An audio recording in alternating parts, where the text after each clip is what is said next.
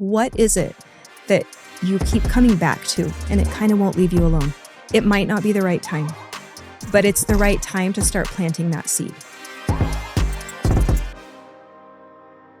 What's my purpose? Am I doing the right thing? Is this it? If you've ever wrestled with those questions, this episode is for you. I sat down with Rachel Tucker, and let me tell you, she brings the fire. We unpacked what it really means to live with purpose. Spoiler, it's not a job title. And why the idea of a single life calling might actually be holding you back. We talk about the stages when life feels full and how to know whether your dreams are meant to blossom now or be tucked away for a future season. This conversation is honest, smart, and refreshingly freeing.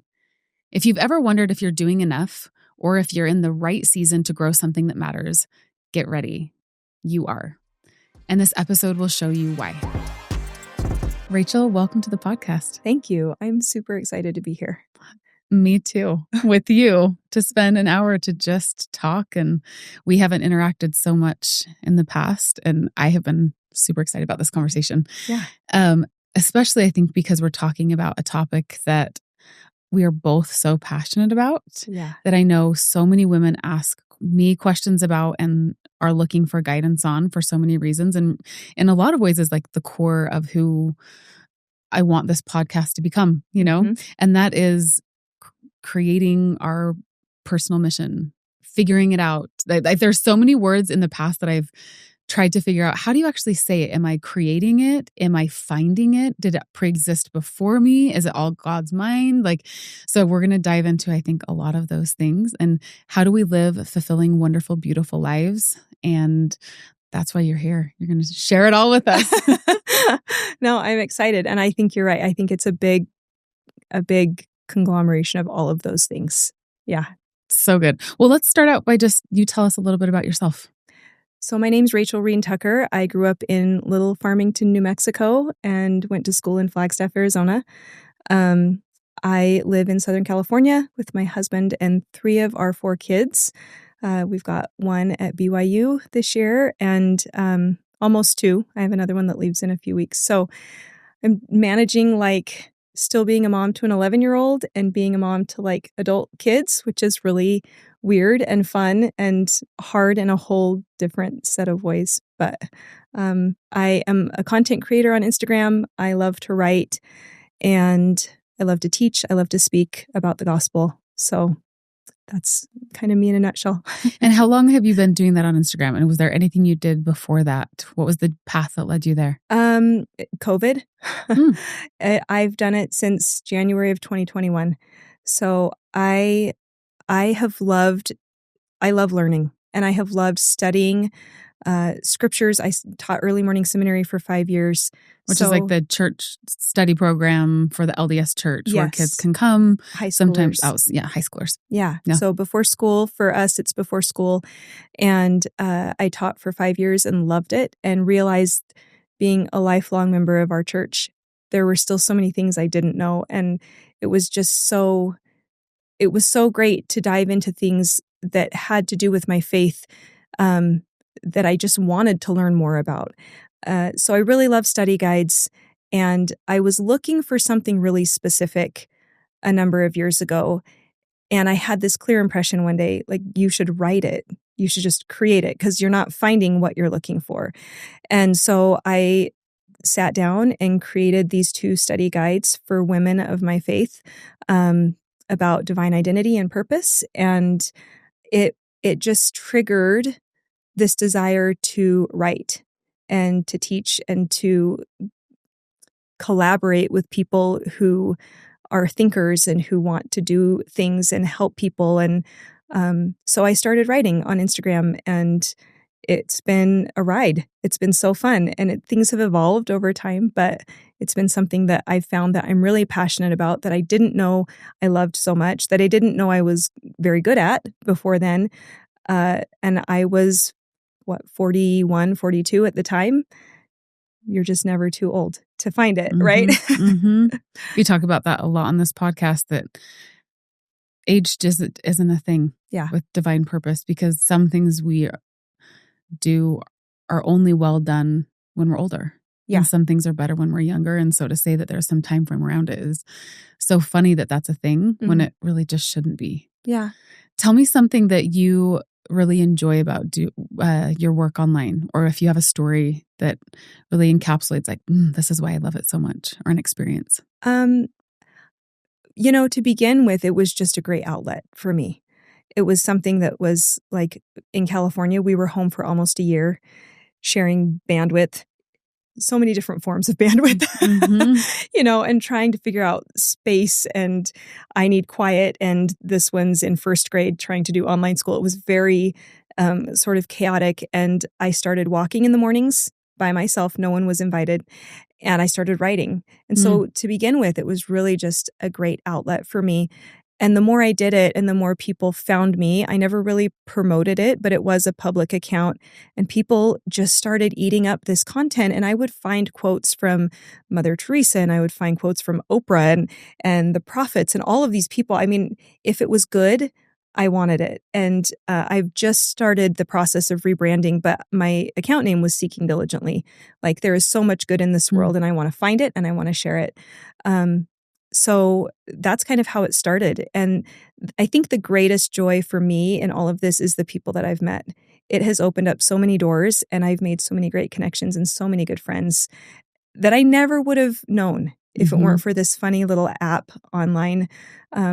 So I have no doubt that I was supposed to be there, because the people that have come into my life because of this, I have no doubt they are supposed to be a part of my life. So good. I could totally echo the same thing. This podcast wouldn't exist without connections I've made online and finding real soul sisters, people that I'm just like, where would our paths cross otherwise? We don't live in the same place, for all the reasons we just probably wouldn't have. And I do love you bringing out that point also, that when things got so crazy, you doubled down on time walking and time writing. Yeah. And that has been huge for me as I've gone on journeys like this at different points in my life that almost feel like turning points, where it's just felt like double down on hearing my voice within, which can be really hard when all the voices without get really, really loud. And no doubt that was one of the reasons great things happened after. It's because you were really listening. Yeah. I love that. Yeah. I love that. And thank heavens for this silly little app, which I know does a lot of harm, and we probably all have mixed feelings about, but I do think there are so many great things when great people connect. Yeah. And I'm glad we have platforms for that. So I do also want to ask about the rebrand.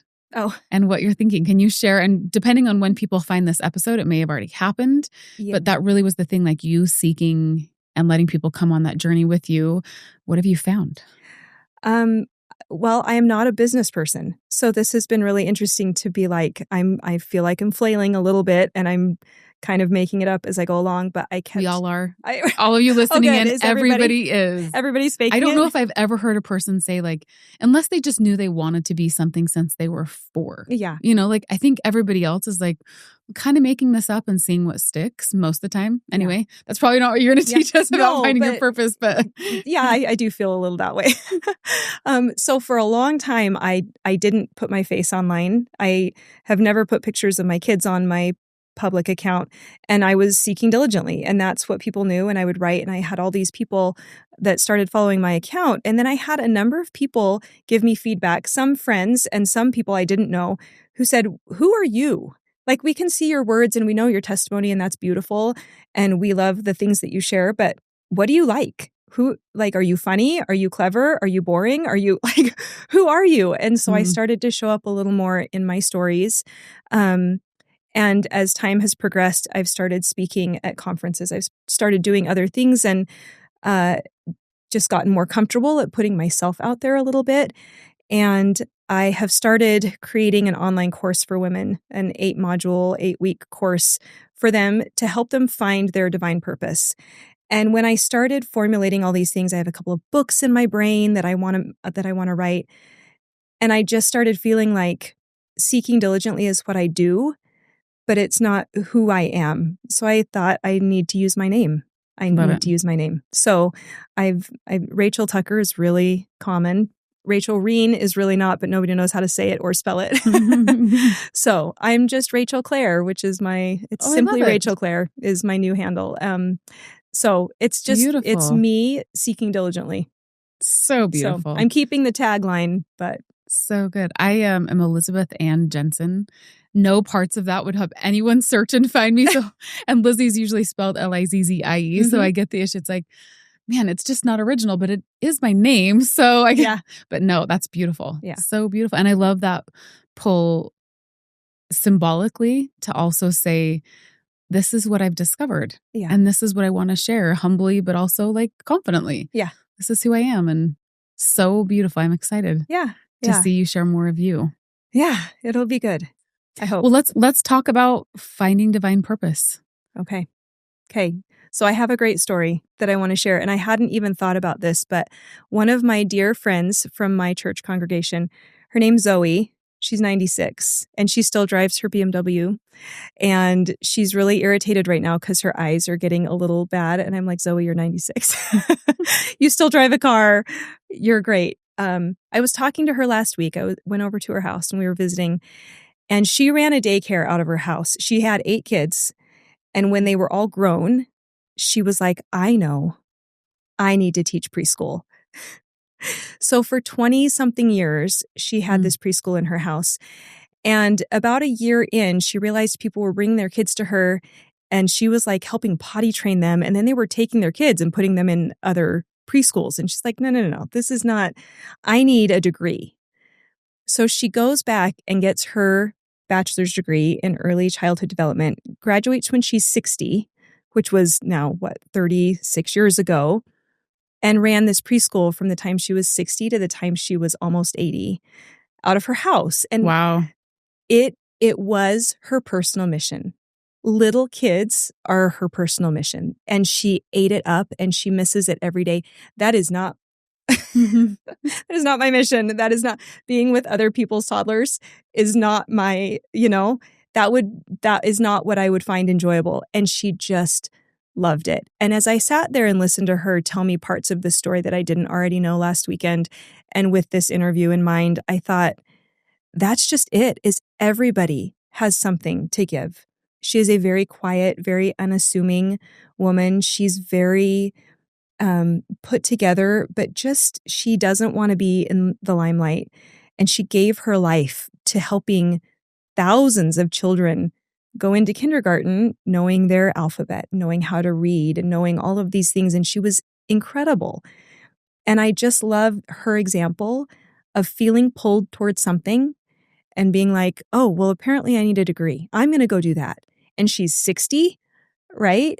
I loved that example. And it was, it occurred to me as I left her house, I'm getting ready to do this interview. We're getting ready to talk about this. I need to share Zoe's story because it is such a great example to me that you're never too old, and everybody's path is different, and everyone is needed. If everyone in the world, if their toddlers hinged on me, it would be devastating for all parties, right? But we need her. People needed her, and people still need her, and people need me. They need the things that I have to bring to the table. They need you. And I think there are a lot of women in this world who don't know what they have to bring. And a lot of women are mothers, and they believe that that is their mission and calling. And this is going to be my unpopular opinion. That's not who you are. It is something wonderful that you do, but you have more to give than just that. And I'm not saying people need to go out as mothers and get jobs and be working moms, whatever. That's very personal. But one day your kids will leave the house. You still have more to give. There are still things to do. And maybe it's music. Maybe it is being a counselor. I mean, the options are endless, but everybody is needed and everybody has something. So good. And we're going to get hate for that. And I don't care. You can cut that part out. No, we're not going to cut it. But the balance there, I have probably struggled with since I started doing things online, because both are true. Like the most important, wonderful thing, if you have a chance to mother, is mothering. And holding both is so hard. And you have other gifts and talents and other people to teach and to love and to bless that need you, that you're also here for. And for a time, I had only thought about motherhood. So I think I swung the pendulum really wide one way and said, no, everybody has all these other things. And then I realized, oh wait, there's this middle ground. Mm-hmm. And realizing, like you said, the opportunities and options are endless. Yeah. And some of it's paid and some of it's not paid. And it can look like volunteer work, and it can look like one thing, one time, Zoe, this is my thing. It can also look like for a season I do different things and I look back and say, I don't know, was there a common theme? I'm not totally sure. Yeah. And this thing prepared me for that. But I think if you haven't come far enough to say, God can use me in so many ways, and it's not just the motherhood silo, because motherhood will change. It changes. We do have to at least come that far to say motherhood will change. Yeah. And if I don't give to anything else, one, those people that I could have been giving to will struggle, but two, we're meant to give. Yeah. And so if you're only saying it's only my own children and that's the only thing, your heart's going to like hurt for a time, because you need to give more than that. I mean, maybe that's the shift in my mind. Like, no, I have more capacity because I'm supposed to. And if I limit it to my own children, there's joy that I'm missing out on. Yeah. And I think it's essential for our children to see us in a different role. And I mean, I stayed at home with my kids the whole time. I still do work from home. I love to be with them. They are my passion, right? I love them fiercely, but I love that they know that I come to Utah occasionally to speak or attend a conference. They watch me write. They watch me meet people.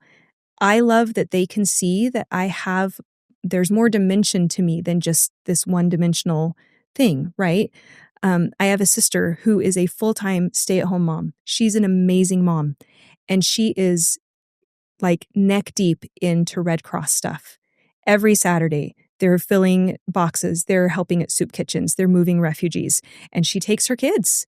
And they know that she is service-oriented on the most beautiful, basic level, like helping people who cannot help themselves. They know that about her because that is a part of her that just eats at her heart. She wants to be on the ground helping those people. That is her gift. That is her passion and her mission. And she just brings them along. So then she's exposing them to all of these opportunities to serve.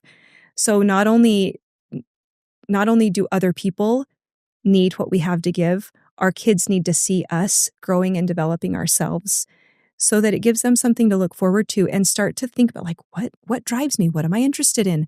What am I good at? What could I be good at? What am I not good at, but I'd like to be good at? It makes them think a little harder about life and where to put their energy. Okay, so I'm going to put you on the spot here, but maybe this is already in the course you're writing, and so you already have it. Who would you say so we have different women listening into this podcast. Some of them, I think my target demographic is decision makers. Mm-hmm. If you're at a point in your 20s and you're like, I don't know, what do I want to become? Who am I? Then we have this kind of another stage of my kids are all in school, and I now am at a decision point again. And then you have the women whose kids are all leaving. And I think we hit these three phases, and there's more in between there, right? Who would you say, I say this from a real place of humility and also tenderness, because again, I think I swung this pendulum so far at a time when I had young kids, and I had multiple people comment back like, you make me feel like I'm not doing enough. You make me feel like when I'm drowning in young kids and I don't have bandwidth to do anything else, but then I see you doing other things and I feel like, maybe I'm not doing enough. How would you address a mom who's listening in? I say a mom because I feel like it's typically a young mom who hits this. How would you address that concern and like really valid, heartfelt plea, like, wait, you're telling me to add one more thing? And it hits at different stages. Yeah. I would say times and seasons. I did nothing but little kids for a really long time. My kids are 10 years apart, my oldest to my youngest. That's all I did. I loved it. I volunteered at their school. I went on field trips. I made peanut butter and jelly sandwiches and cut off the crust. Like, that was my life for a really long time. And it was great.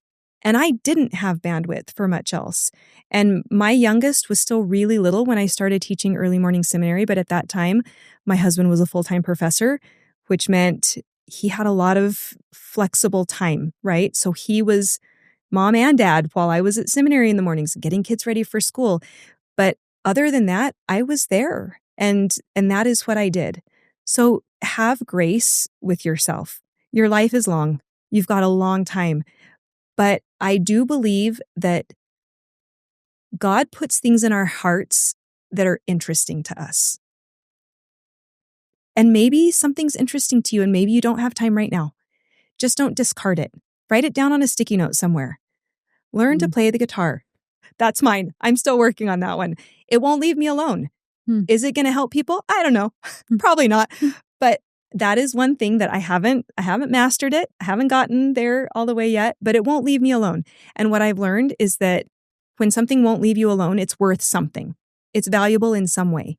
So if you are a young mom and you've got diapers and laundry and crustless peanut butter and jelly sandwiches, and that's all you can do right now, great. You're exactly where you're supposed to be. And love that stage and lean into that stage and be Eat present in that stage and don't worry about what everyone else is doing in that stage, because that stage is short, even though days feel like eternity. Yeah. And I'm not going to tell you it goes by so fast, because in the middle of it doesn't. Yeah. Time stands completely still, for better, for worse at times, right? Yeah.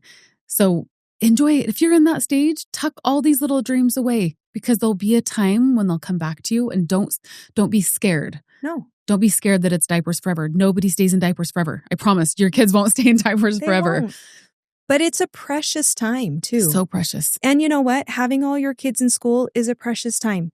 And you might have 5 hours a day where you're like, wow, this is amazing. And then they come home and you just eat them up, right? Yep. You enjoy that time.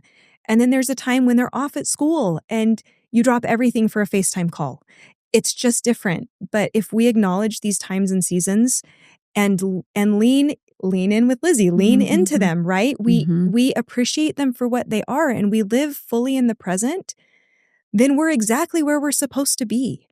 And inklings will come and you can either run with them if you've got it in you, or you can tuck them in your back pocket and keep them safe and think about them for a year or 2 years or 3 years. There's no time limit here. I think that's beautiful. The beautiful thing is there's just, Zoe hasn't run out of time. She's still vertical. She's still living. She's still working at the Family History Center on Wednesday mornings. Like, she still does her thing and she's 96. None of you are going to run out of time. So beautiful. And I love that imagery of tucking it in your corner, like keeping these little precious things safe in your heart and knowing. I love the scripture about Mary. She's told that she's the mother of the Son of God, and she pondered these things in her heart. Yeah. And I really think I don't know. I'm not Mary or close to Mary and never will be. But I even wonder these little miracles that happened. She goes to see Elizabeth. She then has the wise men come, the shepherds come. She has these little things that confirm that what she saw and felt was true. But I have to imagine that on the tricky days, which she had to have had them, she still was immortal. Sure. That it was like, is that true? Am I? Is he? Mm-hmm. And I think that that's a beautiful thing for us. Like, ponder those in your heart. Keep them tucked away. Think about them when it feels fun to. Yeah. Dream about them when it feels life-giving.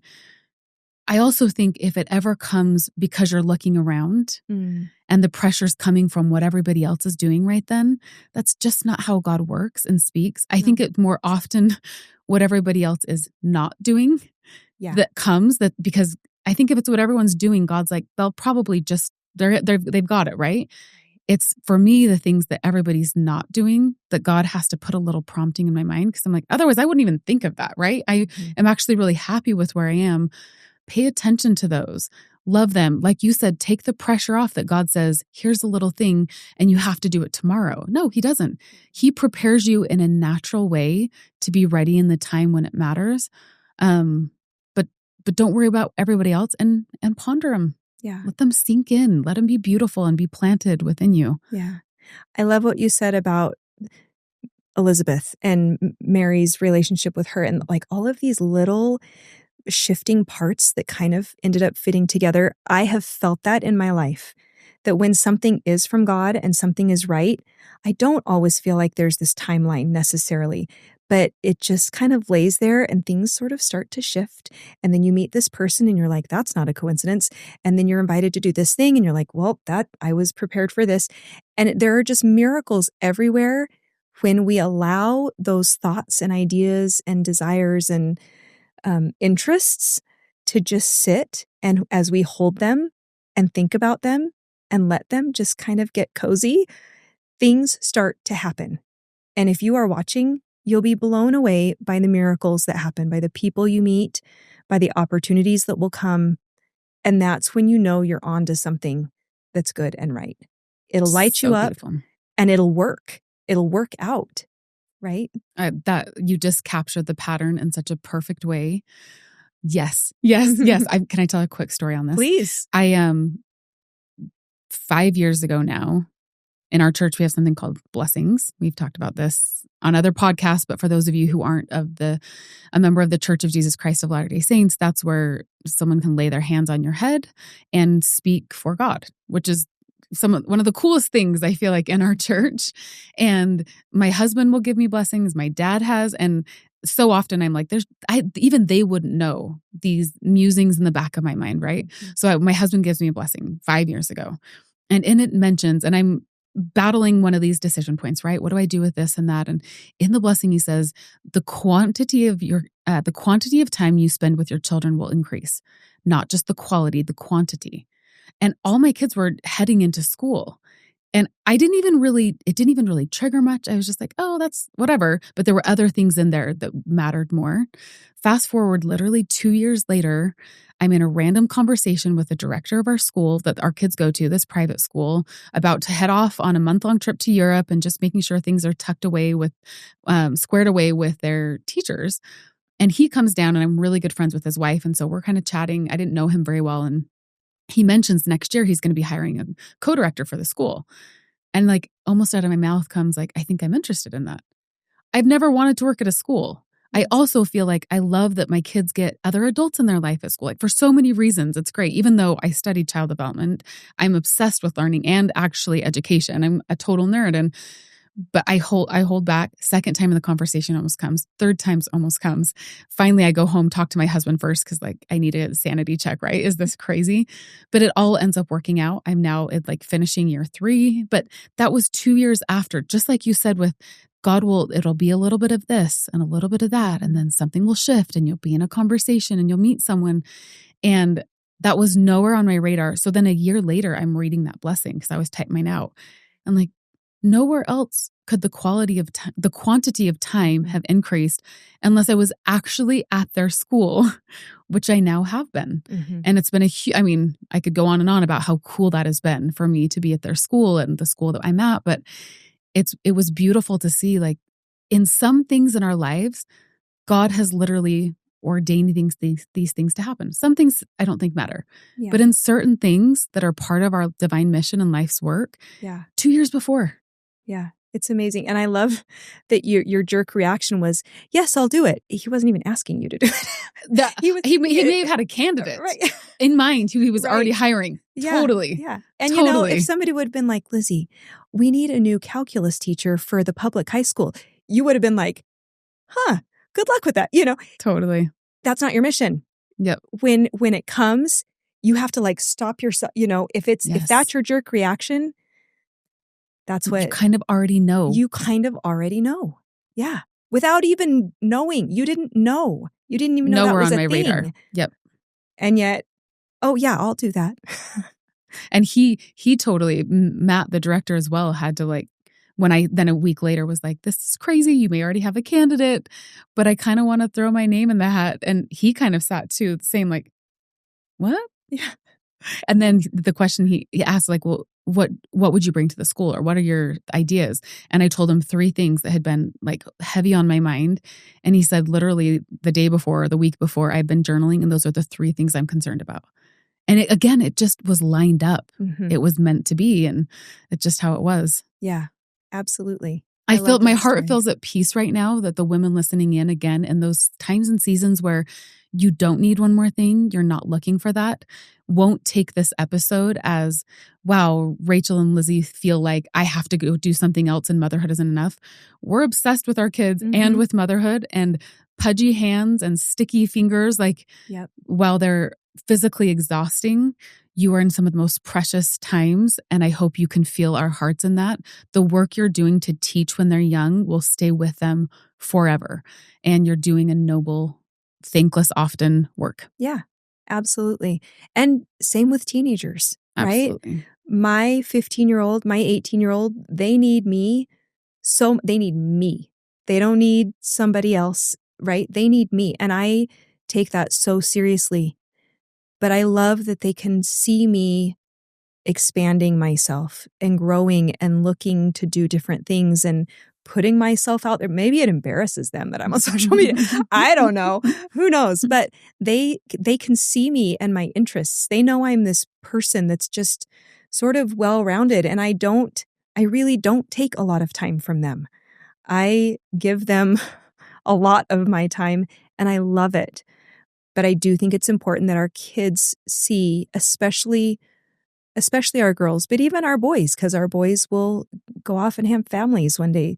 They need to understand that we're all capable of really great things, and those really great things don't have to be big and visible and impressive. They don't have to be that way. They can be something small. And women doing meaningful things model to the next generation that meaning comes not from what the world values, but what we feel called to do, what we're good at, and where we meet the world in those areas. And if women aren't modeling that in the home, where are kids going to pick that up? Yeah. So yes, it's for us and it's for them. It's actually a better way to show them we all have things to do. And sometimes that means you don't go do something fun because you and I are going to go serve together. Mm-hmm. Because that is the most wonderful thing we can be doing. And I also want you to be alongside me doing these same things with me and sacrificing a little bit. Yeah. How many of us have great stories from Christmas time when we went and visited the widows?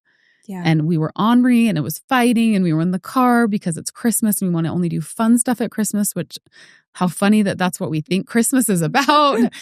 And then we leave with these beautiful stories of these people who had very quiet Christmases. Yeah. And that's we're modeling those kind of things, whether you're paid to do it, whether you're doing it because you've chosen, but finding the people to serve and to love. Again, it doesn't matter if it's paid, it doesn't matter if it's seen, who you uniquely can touch. Yeah.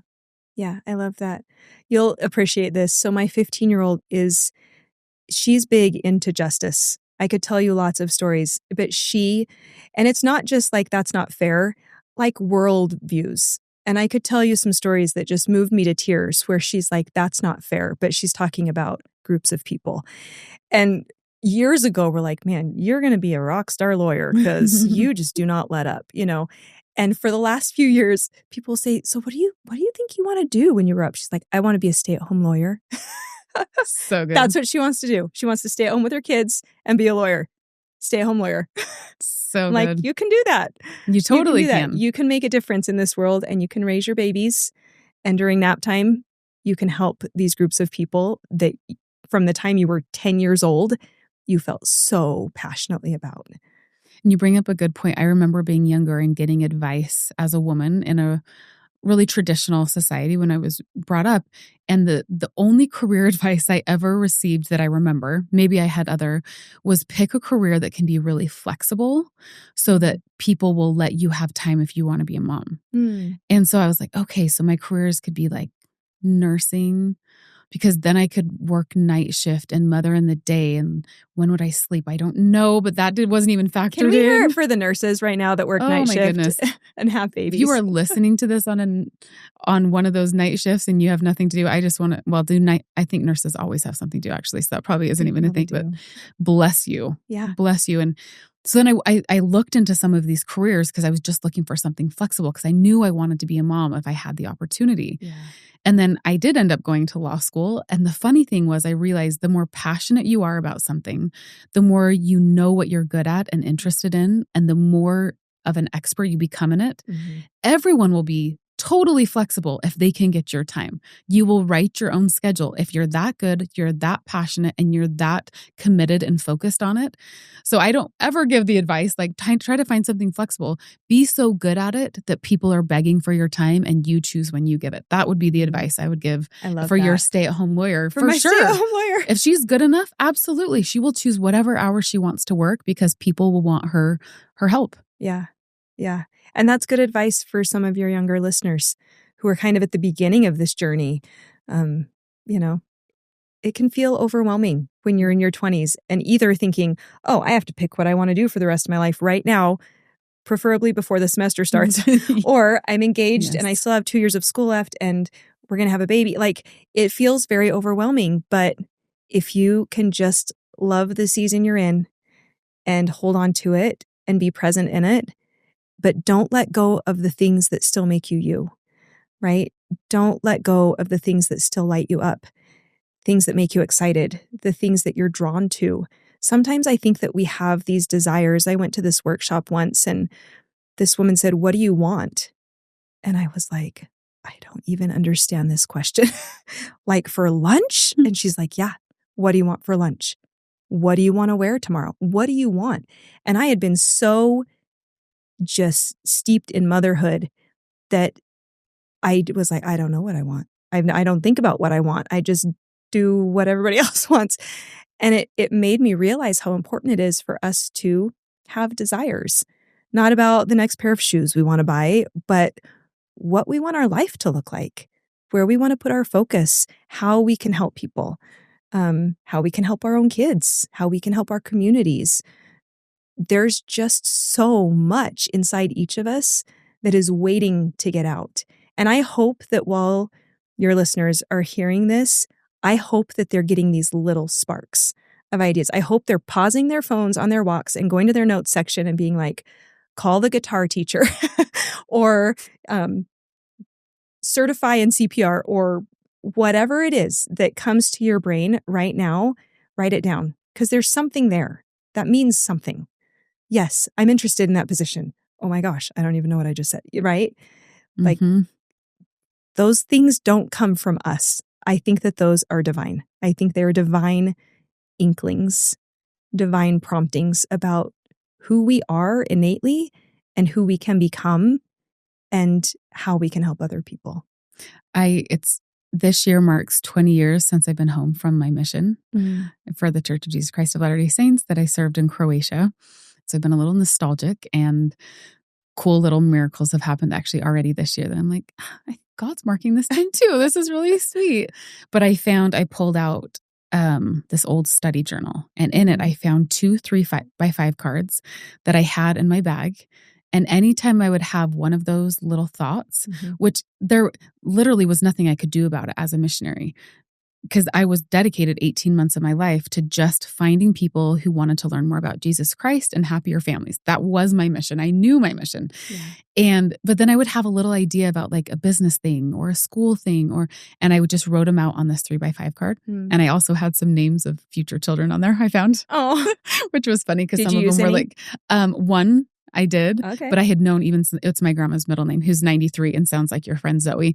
My grandma Phyllis Clara, and Clara is her middle name and is my third daughter's name. But there were all sorts of things. And what's funny is there is one that was so random that was on that card, and I have had that same little feeling prompting probably every 5 years of like, and to your point, I mean, I'm 20 years later at this point.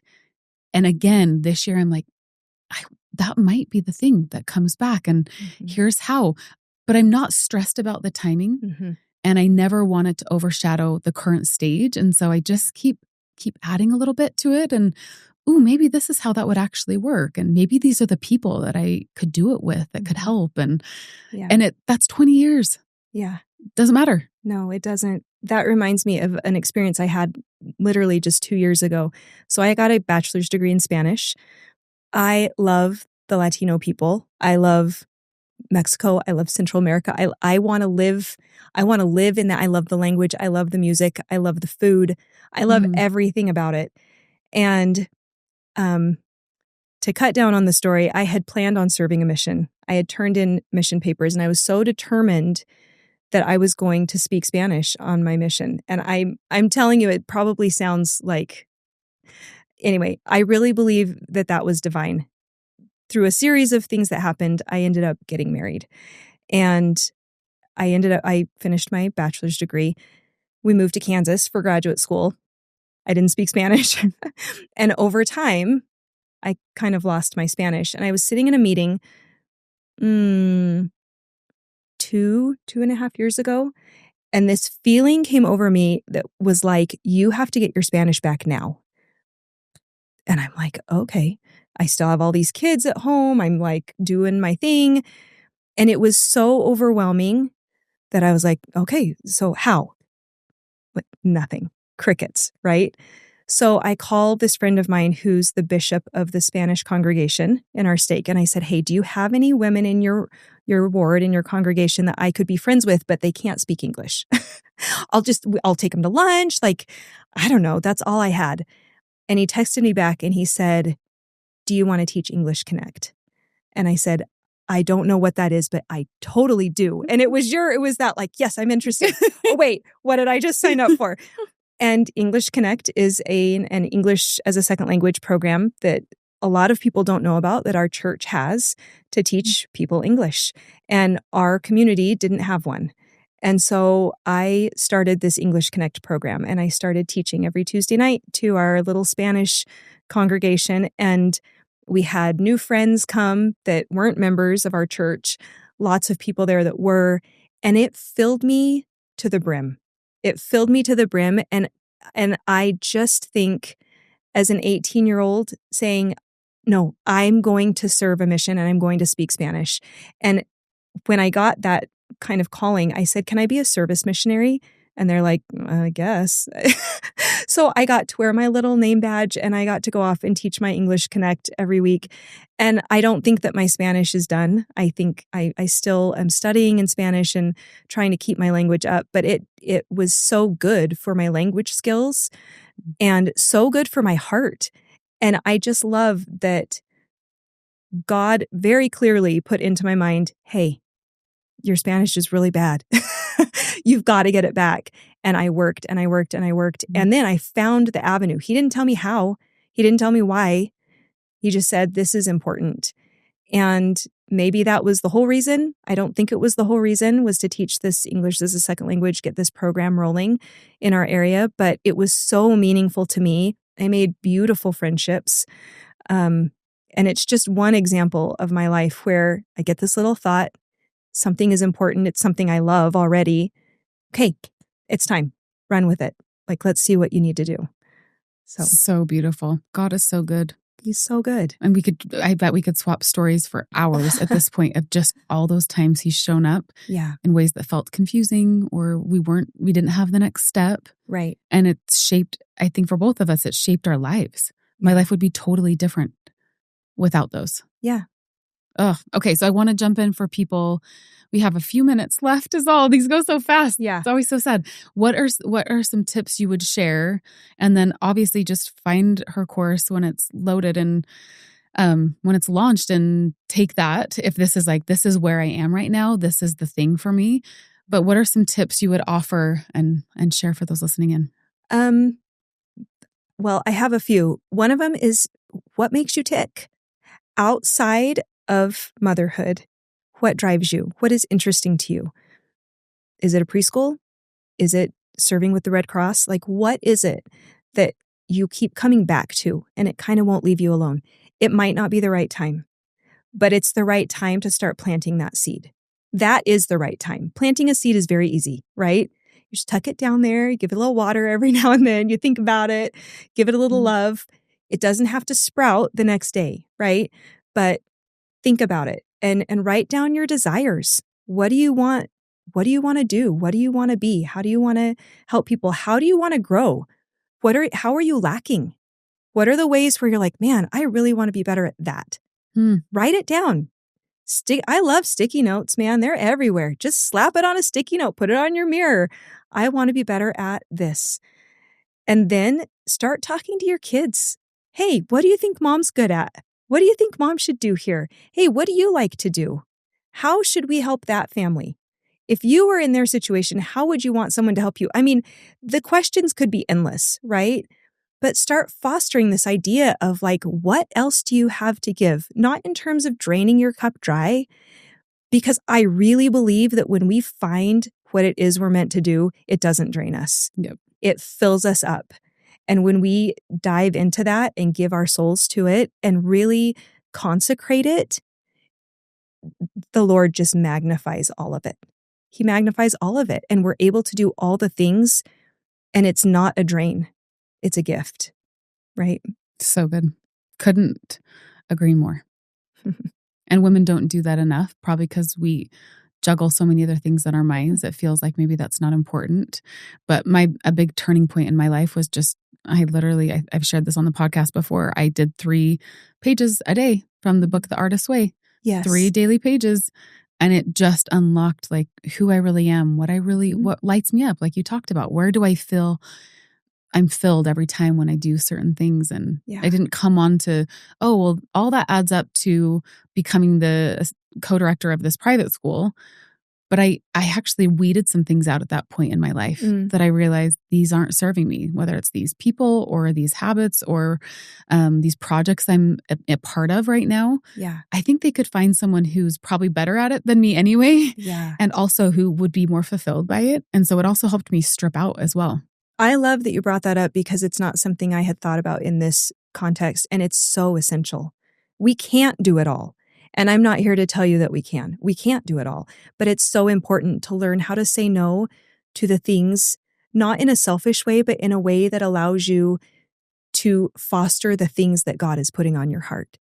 And if things are taking away from your motherhood and you feel like, no, I need to be there, focus on that. Be there, right? Like do that thing.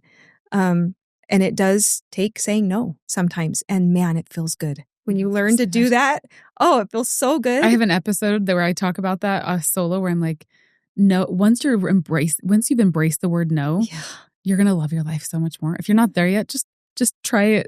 Yeah. And people respect you. Yeah. You know, and if you don't do it out of a selfish manner, if there's not a selfish motive behind it, it just opens you up to more time with God, honestly. Yep. And the stuff you're created for. Yep. One last tip before we go. Do you have a second one you can share? Let's see. I think it's really important to foster hobbies.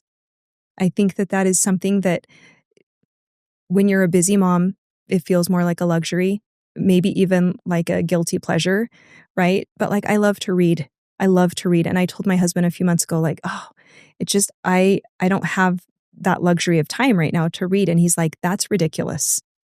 It's reading. Like, that is so good for you. Why aren't you reading? Say no to something else so you can read a book. You can read for 30 minutes every day, right?